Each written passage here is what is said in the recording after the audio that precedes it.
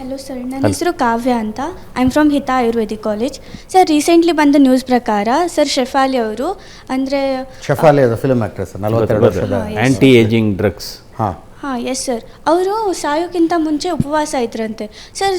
Like excessive ಒಬೆಸಿಟಿಯಿಂದ heart attack ಆಗೋದು common ಅಂತ. ಬಟ್ ವಾಟ್ ಅಬೌಟ್ ಎಕ್ಸೆಸಿವ್ ಡಯಟಿಂದ ಹಾರ್ಟ್ ಅಟ್ಯಾಕ್ ಏನು ರಿಲೇಷನ್ ಇರ್ಬೋದು ಅಂತ? ಈ ಥರದ 2 ಪ್ರಕರಣಗಳನ್ನು ನಾನು ಗಮನಿಸಿದ್ದೀನಿ ಸರ್. ಯಾವುದೋ ಡಯಟಲ್ಲಿದ್ದರು, ಸ್ಟ್ರಿಕ್ಟ್ ಡಯಟಲ್ಲಿದ್ದರು, ಹಾರ್ಟ್ ಅಟ್ಯಾಕ್. ಅದೇ ಏನಾಗುತ್ತೆ, ಇದು ತುಂಬ ಡಯಟ್ ಇದ್ದಾಗ ಏನು ಶರೀರದಲ್ಲಿ ವ್ಯತ್ಯಾಸ ಆಗುತ್ತೆ ನೋಡಬೇಕು.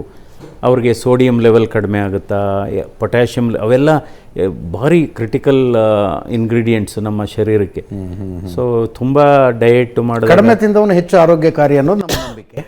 ಅಲ್ಲಲ್ಲ, ಅದಕ್ಕೆ ಈಗ ನಮಗೆ ನಮ್ಮ ಶರೀರಕ್ಕೆ ಇಷ್ಟು ಸಾಲ್ಟ್ ಬೇಕಾಗಿರುತ್ತೆ, ನಮ್ಮ ಶರೀರಕ್ಕೆ ಇಷ್ಟು ಸೋಡಿಯಂ ಸಾಲ್ಟು ಅಥವಾ ಪೊಟ್ಯಾಷಿಯಮ್ ಸಾಲ್ಟ್ ಬೇಕಾಗಿರುತ್ತೆ. ಸೊ ಅದು ತುಂಬ ಬೇಸಿಕ್ ರಿಕ್ವೈರ್ಮೆಂಟನ್ನು ಕೊಡದೇ ಇದ್ದಾಗ ಅದಾಗ್ಬೋದು.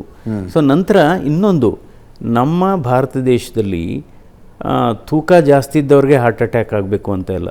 ತುಂಬ ಸಣ್ಣಕ್ಕಿದ್ದವ್ರಿಗೆ, ತುಂಬ ತೂಕ ಕಡಿಮೆ ಇದ್ದವ್ರಿಗೂ ಆಗ್ಬೋದು.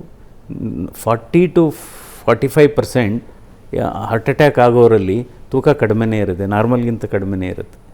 ಸೊ ಅದರಿಂದ ಇನ್ನೊಂದು ಒಬೆಸಿಟಿ ಪ್ಯಾರಾಡಾಕ್ಸ್ ಅಂತಲೂ ಇದೆ.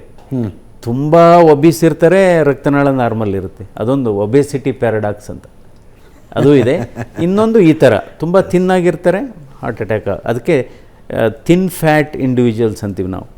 ಈ ಅಂದರೆ ಯಾವಾಗಲೂ ಅಷ್ಟೇ, ಥಿನ್ ಫ್ಯಾಟ್ ಇಂಡಿವಿಜುವಲ್ಸ್ ಅಂದರೆ ಏನು, ಅವ್ರ ಶರೀರದ ತೂಕ ನಾರ್ಮಲ್ಲೇ ಇರುತ್ತೆ, ತೆಳ್ಳಗೆ ಇದ್ರೂ ಕೊಬ್ಬು ಜಾಸ್ತಿ ಇರುತ್ತೆ. ಬಟ್ ಈ ಒಬೆಸಿಟಿ, ಸೆಂಟ್ರಲ್ ಒಬೆಸಿಟಿ, ಹೊಟ್ಟೆ ತುಂಬ ಜಾಸ್ತಿ ಇರುತ್ತೆ, ಹೊಟ್ಟೆ ತುಂಬ ಜಾಸ್ತಿ ಇರುತ್ತೆ. ಹೊಟ್ಟೆ ದಪ್ಪ ಕೈ ಕಾಲು ಸಣ್ಣ ಅಂತ ನಮ್ಮ ಹಳ್ಳಿ ಕಡೆ ಅಂತಿದ್ರು. ಓಕೆ, ಅದೇ ಅಂದರೆ ಅದಕ್ಕೆ ಯಾರೋ ಒಂದು ಚಿತ್ರ ಹಾಕಿದ್ರು ಇದರಲ್ಲಿ, ಯಾವುದೋ ವಾಟ್ಸಪ್ಪಲ್ಲಿ. ಅವನು ಕುಂಬಳಕಾಯಿ ಹೊತ್ಕೊಂಡು ಹೋಗ್ತಾ ಇರ್ತಾನೆ.